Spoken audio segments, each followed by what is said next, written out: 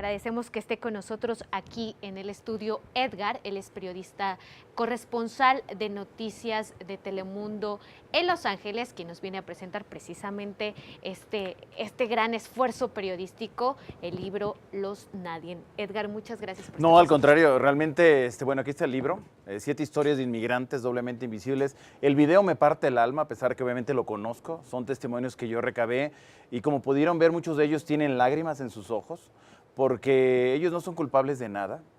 Sin embargo, ellos viven una vida complicada, difícil, solamente por la falta de un acta de nacimiento.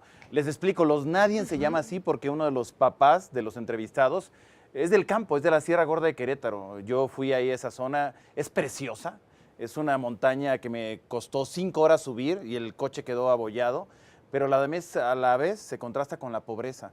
Y este señor se fue de ahí a Estados Unidos y me dijo, justamente es el papá de Pascual, me dijo, mi hijo es un nadie, y me gustó el término. Y estos testimonios que tú muestras reflejan el dolor que tienen ellos y es realmente absurdo que por un acta de nacimiento ellos no sean algo, no sean alguien. Lo peor que puede ser para una persona es que no existas. Claro. Edgar, si nos puedes explicar, digo, para nosotros nos puede parecer como algo muy común no tener un acta de nacimiento, ¿no? Pero ¿qué implica no tener un acta de nacimiento, aparte, en un país que no es el tuyo? Así es, ese es el grave problema, porque los mexicanos no lo ven como problema, porque yo también me dediqué a hacer este libro para darle voz a los que no tienen voz, porque yo al principio pensé que no era un problema, o sea, me decían, oye Edgar, fíjate que el problema es así, bueno, pues que vayan por un acta, es tan fácil, sí, pero allá en Estados Unidos no se pueden regresar por un acta. ¿Qué significaría regresar por un acta? Imagínate, Pascual en la Sierra Gorda, Ezequiel que vive en Chicago, regresar a su tierra que es ahí Michoacán, lo mismo cada uno de ellos. Bueno, implicaría regresar a un país, primero que no conocen, porque se los llevaron chiquititos y los cruzaron la frontera.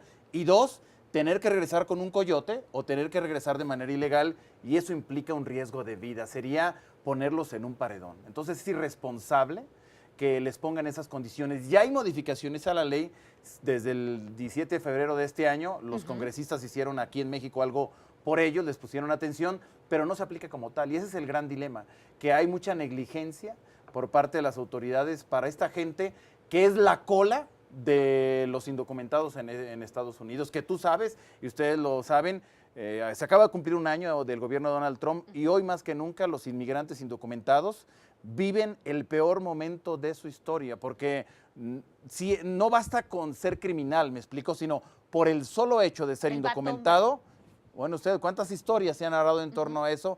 Los deportan a su país de origen, que es el caso de México. Claro. Edgar, precisamente en este contexto de Donald Trump, por así decirlo, tú dices, son doblemente invisibles. Independientemente de este papel que pudieran tener esta acta de nacimiento, ¿qué otros son los elementos que hacen que estas personas pues sean invisibles y doblemente invisibles en un país donde pues ni se les reconoce y ahora con Donald Trump tampoco se les quiere, ¿no? O por lo menos en lo público. Es lo más doloroso, que en su país de origen no sea reconocido. ¿Qué significa no existir? Es como decir, Elia, ya no existes legalmente, o bien, ya no existes. ¿Qué implica? No podrías ir a la escuela, ¿no? No podrías subirte a un avión porque no tienes, decimos ahora sí que pochamente hablando, no tienes un ID, es decir, una identificación. No te puedes casar, no puedes tener hijos, no puedes morir, no te puedes morir porque no existe legalmente. Es lo peor que puede tener un ser humano de carne y hueso y que respira como nosotros. Entonces, que el gobierno de México no realice los esfuerzos suficientes para que no reconozca a sus paisanos es doloroso. Se estima, porque no hay cifras oficiales, obviamente hablamos de números en una lista negra, de 200,000 personas, principalmente mexicanos, que viven en esa condición en Estados Unidos.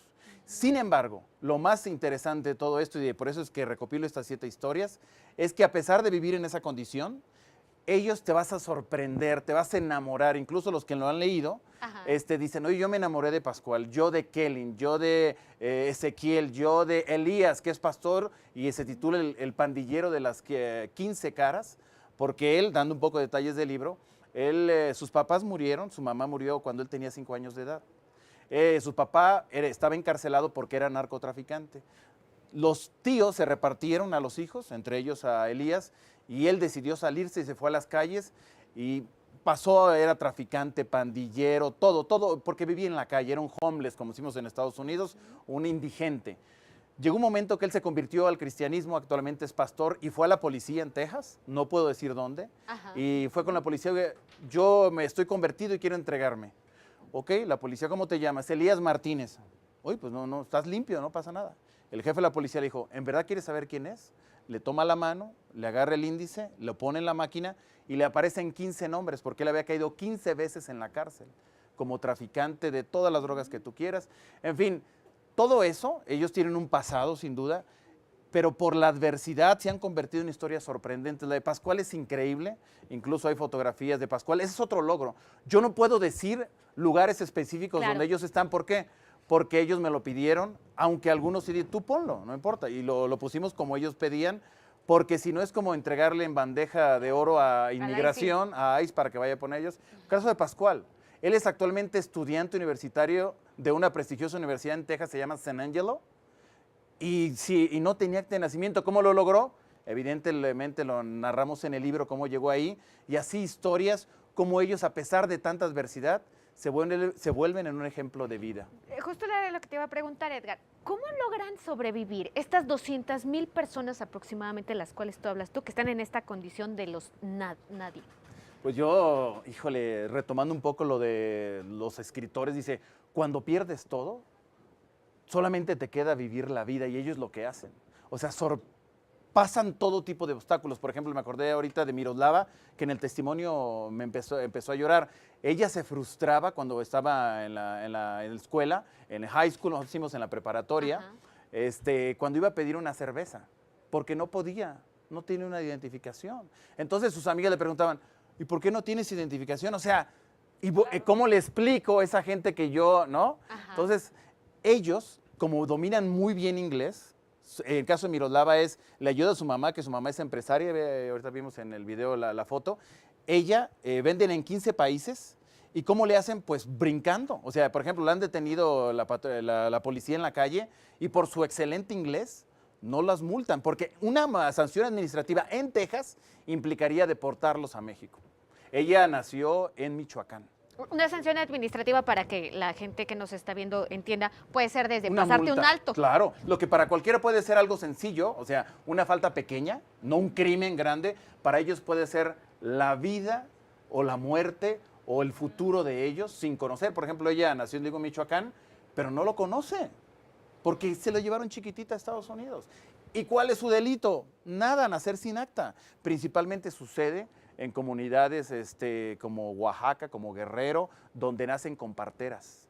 Sin embargo, también vieron ahí un testimonio, y lo decíamos aquí, ¿no? En la mesa, ¿no? El caso de Gustavo. Gustavo nació en Zitácuaro, Michoacán, y le dieron de certificado de nacimiento, es increíble, un cartón de caja de zapatos.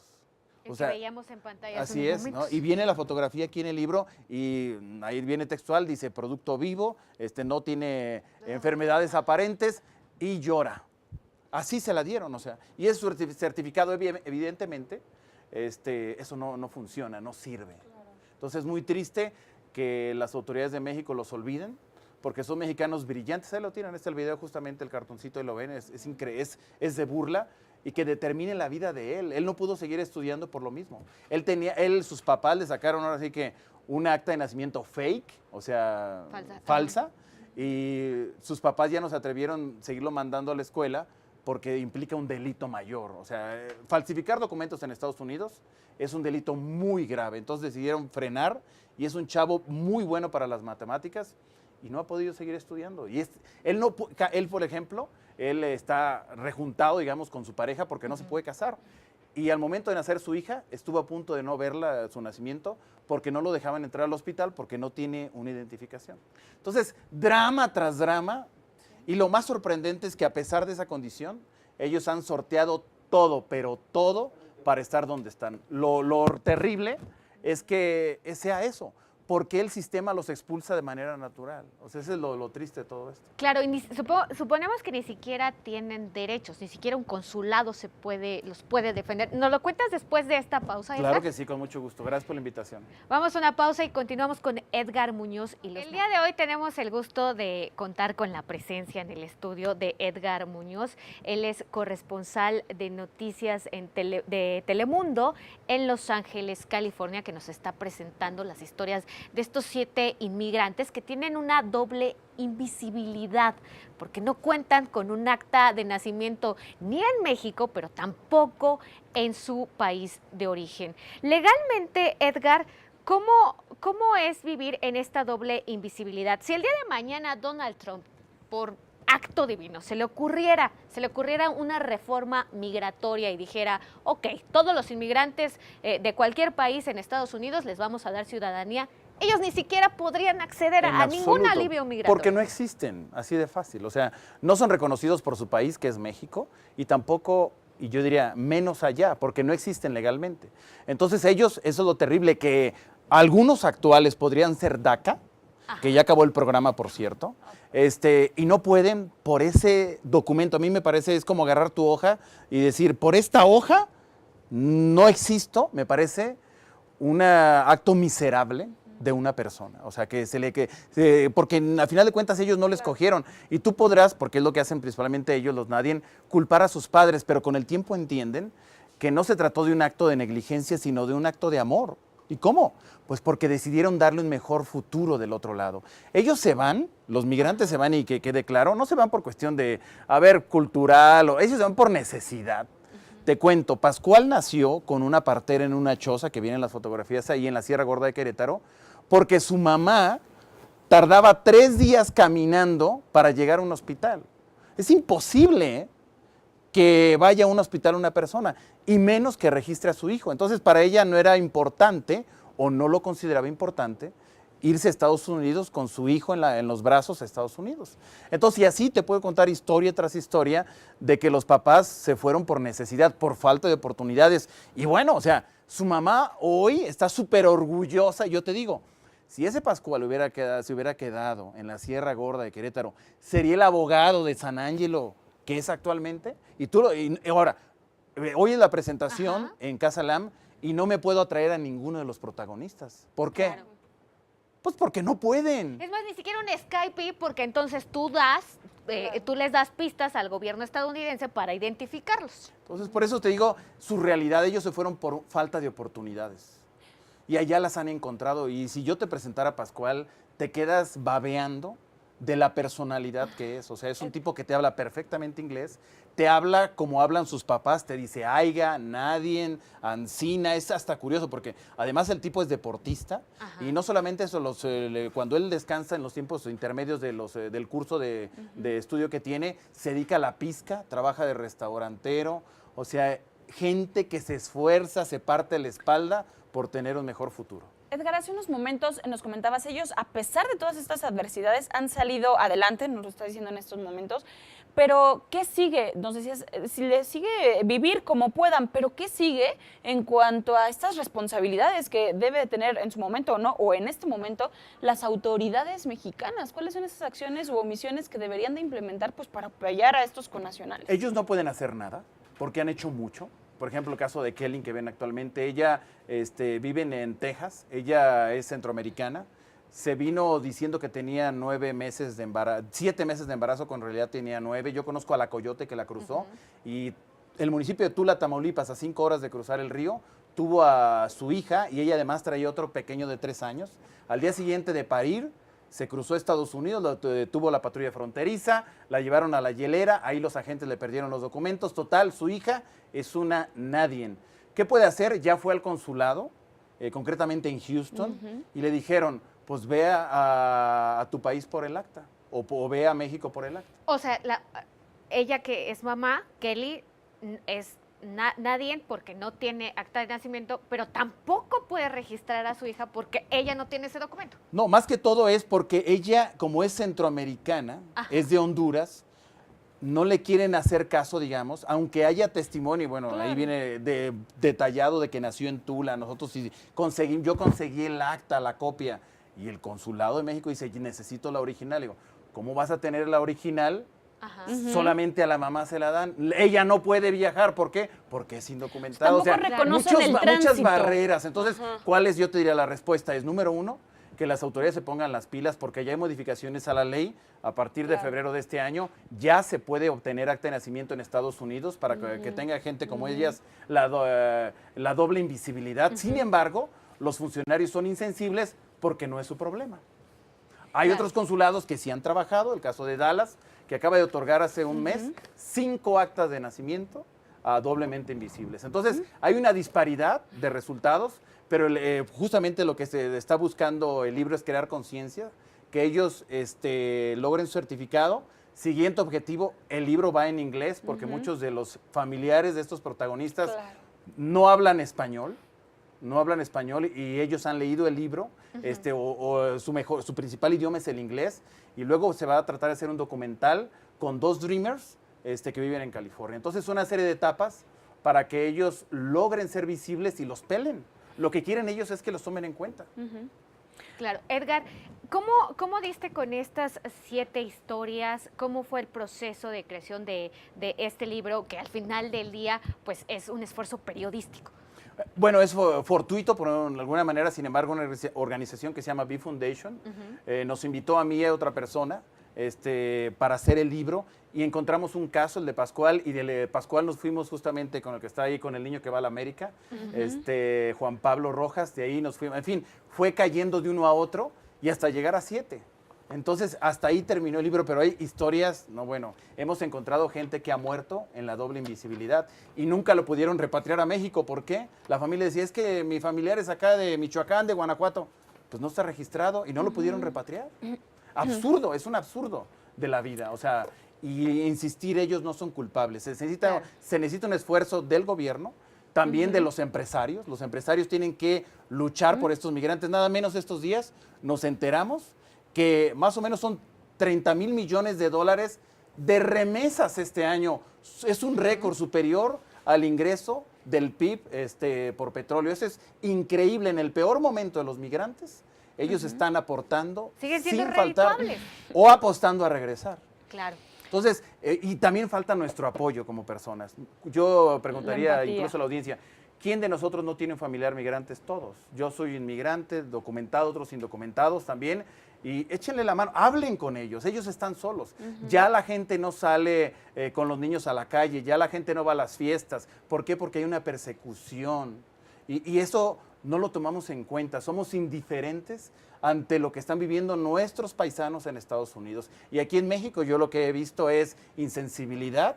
Pocos medios de comunicación se han apostado por el tema. También empresarios, ¿por qué? Porque no lo entienden. Y por eso es que estoy yo aquí, para que explicarlo y cause al menos la información, el interés de que allá nuestra comunidad, yo lo vivo todos los días. Hay, por ejemplo, esta niña de Texas, que la operaron de un problema cerebral y ya estaban 2 agentes de ICE en la puerta. Esa niña qué mal le hizo a Estados Unidos? Nada. Pero es la política migratoria, algunos dicen extremista, racista incluso, pero es eso. O sea, nuestra comunidad está en un proceso muy difícil, dolida, y podemos hacer mucho. Las autoridades de México principalmente, pronunciamientos más fuertes, y más que pronunciamientos es que luchen por sus paisanos. Claro. Que reconozcan a esta gente que no existe. Claro, y si no lo hacen, también estamos nosotros, medios de comunicación aquí en México, pero también la sociedad civil, ¿no? Que tendría que estar presionando a las autoridades mexicanas. Todos, tú lo decías, todos tenemos un tío, un hermano, un primo, un abuelo que se fue a Estados Unidos buscando un mejor futuro. No, y lo demuestran. O sea, los paisanos no han parado de mandar dinero, a pesar de su peor condición, que es la persecución, el miedo, es real. Es evidente, injusticias, todos los días se cometen injusticias para esta gente y no hemos retribuido, o los mexicanos no han retribuido el esfuerzo que ellos llevan décadas haciendo. Entonces yo creo que es importante que como sociedad los pelemos. ¿Cuáles son sus problemas del otro lado? Nada más recibimos el dinero y no, sino que pensemos en ellos. Edgar, hoy presentas el libro, cuéntanos. Bueno, hoy en Casa Lam, repito, 5:30, Una hora va a estar la titular de la CEDEREC, hay amigos del migrante, entre ellos ha sido la CEDEREC, el gobierno de la Ciudad de México ha apostado por ellos, otras organizaciones como la Universidad de Guadalajara, que también estaremos en la FIL. Hoy a las 5:30 va a haber migrantes, va a haber asociaciones del migrante, va a haber medios de comunicación, los esperamos. Y también va a haber un pequeño ahí cóctel, ¿no? Para que asistan. Y si bien no van al libro, pues vayan al cóctel. ¿Dónde podemos encontrar tu libro? En Amazon, tanto físico como electrónico. Y ya estamos negociando, yo creo que esta semana queda en una librería de unos 3 tecolotitos, ahí lo pueden ver físicamente. Estamos negociando para que ya entre la próxima semana y lo vean y lo encuentren.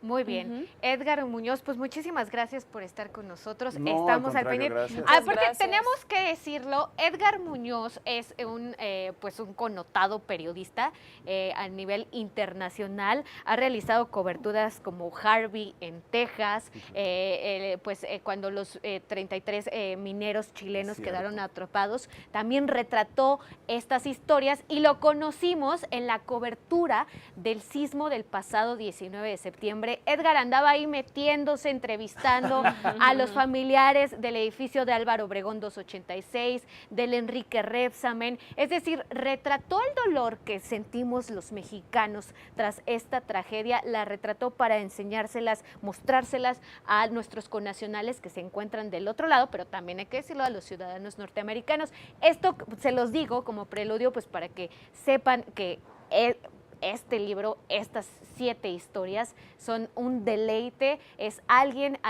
con la experiencia, pues sobre todo con la experiencia periodística, pero también con esta sensibilidad humana que caracteriza a Edgar. Ay, muchas gracias, Vianney, gracias de verdad por la invitación. Y yo diría que este libro, 100% son historias verificables, reales, no tiene nada de ficción, son testimonios y está narrado como novela. Yo cuando iba a hacer el libro fui a una universidad y me dijo, está buena tu investigación. Y dije, creo que está mal el libro. Volví a hacerlo porque quería que lo leyeran los familiares de las víctimas. Claro. Entonces se hizo así como novela, está, entiendo, sabroso. Me han dicho que en 2 días se lo puede uno ahí echar, 182 páginas. Y sobre todo, encontrar cómo es su vida y nos pueden dar muchas enseñanzas. Muy bien. Pues muchas gracias. No, al contrario, gracias.